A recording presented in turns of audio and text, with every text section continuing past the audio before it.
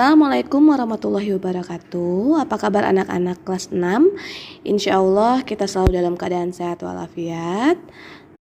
Hari ini kita akan belajar tema 2, subtema 1, pembelajaran 2 dan 3. Silakan dibuka buku kalian yang tema 2 serta persiapkan alat tulis kalian. Oh iya, jangan lupa berdoa terlebih dahulu. Berdoa dimulai. Berdoa selesai. Baiklah, sekarang silakan kalian lihat di sini ada slide toleransi antar umat beragama. Jadi kita akan belajar tentang toleransi. Di gambar tersebut terdapat umat yang berbeda keyakinan. Kira-kira apa yang sedang mereka lakukan? Lalu jika dilihat dari pakaian mereka, di manakah kejadian tersebut terjadi? Dan apa pendapatmu tentang hidup rukun dalam perbedaan? Kalau kita lihat dari gambarnya, orang yang non-muslim yaitu biksu sedang memberikan sedikit rezekinya ya, makanan kepada orang yang beragama muslim. Nah, kejadiannya itu karena kita lihat ada sejadah itu sepertinya di masjid. Dan inilah salah satu contoh toleransi dalam beragama. Apa itu toleransi? Di sini Ibu kasih tahu pengertian toleransi itu adalah suatu sikap saling menghormati dan menghargai antar kelompok atau antar individu di dalam masyarakat. Contohnya nih, toleransi di lingkungan sekolah yang pertama tidak menghina teman yang memiliki warna kulit, penampilan fisik maupun kepandaian yang berbeda dengan kita. Lalu yang kedua, tidak menggolongkan teman berdasarkan suku, agama, ras maupun golongannya. Dan yang ketiga, memberikan keringanan piket kelas kepada teman yang sedang sakit. Coba deh kalian lihat halaman 11, di sana ada teks merawat toleransi dari Pulau Bali. Sekarang Ibu kasih waktu kalian untuk membaca ini. Kalian bisa stop dulu video ini, kalian baca, dan nanti kita akan simpulkan bersama. Dari teks tadi kita dapat mengambil kesimpulan bahwa jumlah masyarakat muslim di Bali itu hanya sekitar 13% dari keseluruhan jumlah penduduk. Tetapi mereka saling bertoleransi sehingga mereka hidupnya rukun. Apa sih manfaat hidup rukun? Nah, jadi kalian harus tahu, jadi toleransi itu bisa membuat kita hidup rukun dan manfaatnya itu selalu terjaga keharmonisan antar sesama umat manusia. Jadi kalian harus saling toleransi ya anak-anak di kehidupan sehari-hari. Lalu kita lanjut ke halaman 15. Selain hidup rukun dalam perbedaan, semangat persatuan bangsa Indonesia juga tercermin pada kesenian daerah. Nah, di halaman 15 itu ada teks Tari Mahamba. Silakan kalian baca dulu, nanti kita simpulkan lagi. Setelah kalian baca, jadi Tari Mahamba itu berasal dari daerah suku Banti di Sulawesi Utara. Lalu Tari Mahamba itu dibawakan oleh 10 pasang penari pria dan wanita atau lebih, dan Tari Mahamba dibagi menjadi 2, yaitu Tari Mahamba tradisional dan Tari Mahamba imbasan. Tentunya dalam tari itu ada yang namanya pola lantai. Silakan kalian buka lagi halaman 16 dan halaman 17. Di sana ada macam-macam pola lantai.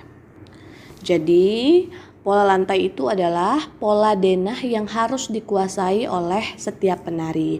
Fungsinya untuk membuat posisi dalam sebuah ruang gerak. Dan juga untuk memperindah bentuk tarian. Jadi biar kelihatan lebih kompak kalau pola lantai yang kita lakukan itu tepat. Jenis pola lantai bisa kalian lihat di buku atau juga kalian lihat di slide ini. Ada pola lantai horizontal, pola lantai vertikal, diagonal, lingkaran, dan pola lantai zigzag. Jadi ada 5 jenis pola lantai. Sekarang kalian buka halaman 16 dan 17, silakan kalian simak ya. Jadi di halaman 16 itu ada pola lantai vertikal, contohnya itu ada tari gambyong dari Jawa Tengah. Mereka membentuk garis vertikal, yaitu garis lurus dari depan ke belakang ataupun sebaliknya. Kemudian ada juga pola lantai horizontal, seperti tari Ratoh Due dari Nanggro Aceh Darussalam. Jadi mereka ini membentuk garis horizontal, yaitu garis lurus dari kanan ke kiri atau sebaliknya.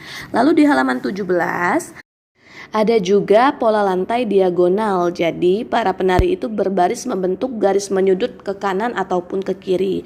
Bisa kalian lihat contohnya itu di tari pendet dari Bali.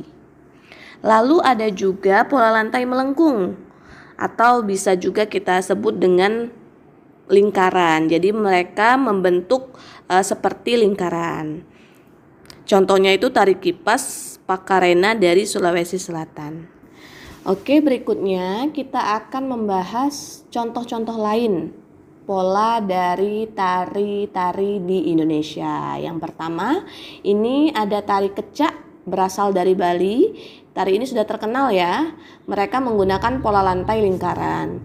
Selanjutnya ada tari Ratoh Jaro, itu berasal dari Aceh. Dia menggunakan pola lantai horizontal. Dan terakhir, nah ini dari provinsi kita sendiri, yaitu Provinsi Sumatera Selatan. Tari gending Sriwijaya menggunakan pola lantai diagonal. Oke, selanjutnya kita ke pembelajaran 3, yaitu perbedaan bukan penghalang di halaman 21. Silakan buka buku kalian halaman 21. Di sana terdapat gambar bunga bangkai. Nah, kalau mau lihat yang aslinya bisa kalian lihat di slide ini. Bisa juga kalian lihat di buku kalian. Ayo, udah ada yang pernah lihat belum bunga bangkai? Apa sih keistimewaan bunga bangkai? Kemudian apa perbedaan bunga bangkai itu sama bunga Rafflesia arnoldi? Terus bagaimana cara bunga tersebut melindungi diri? Yuk simak penjelasan dari Ibu. Nah, jadi anak-anak, terkadang memang banyak orang yang menganggap bunga bangkai dan bunga Rafflesia arnoldi itu sama, padahal jelas berbeda. Di sini Ibu akan menjelaskan perbedaannya. Bisa kalian lihat di slide ini. Meskipun sama-sama mengeluarkan bau bangkai, bunga Rafflesia adalah parasit yang hanya bisa hidup bergantung dari pohon inangnya. Sementara itu, kalau bunga bangkai memiliki umbi, batang, hingga akar sendiri sehingga bisa mencari makanan sendiri.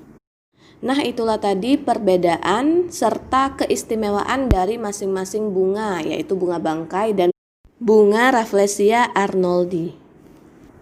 Jadi, untuk terus bertahan hidup, tumbuhan harus mampu beradaptasi terhadap lingkungannya. Masih ingat kan apa itu adaptasi? Ya, benar sekali. Adaptasi itu adalah cara makhluk hidup untuk menyesuaikan diri terhadap lingkungannya. Salah satu contohnya ini Ibu perlihatkan ada pohon jati. Pohon jati ini melindungi dirinya dengan cara mengugurkan daunnya saat musim panas atau musim kemarau. Sehingga peristiwa ini disebut dengan meranggas. Tujuannya untuk mengurangi penguapan. Nah, sekarang kalian buka halaman 22 dan 23. Di sana ada gambar tumbuhan bambu, putri malu, kamboja, dan kaktus.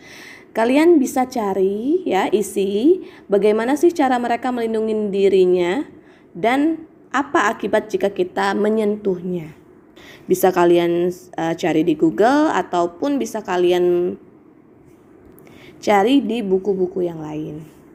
Baiklah anak-anak, kita lanjut ke halaman 25. Jadi tumbuhan itu beradaptasi untuk mempertahankan hidupnya. Adaptasi tumbuhan dilakukan dengan cara menyesuaikan diri terhadap kondisi lingkungan tempat ia tumbuh yang disebut dengan habitat. Nah, berdasarkan habitatnya, di buku ini kan ada dia bilang 4 jenis, tetapi sebenarnya itu ada 5 jenis ya. Jadi kalian bisa coret 4 jenis itu menjadi 5 jenis.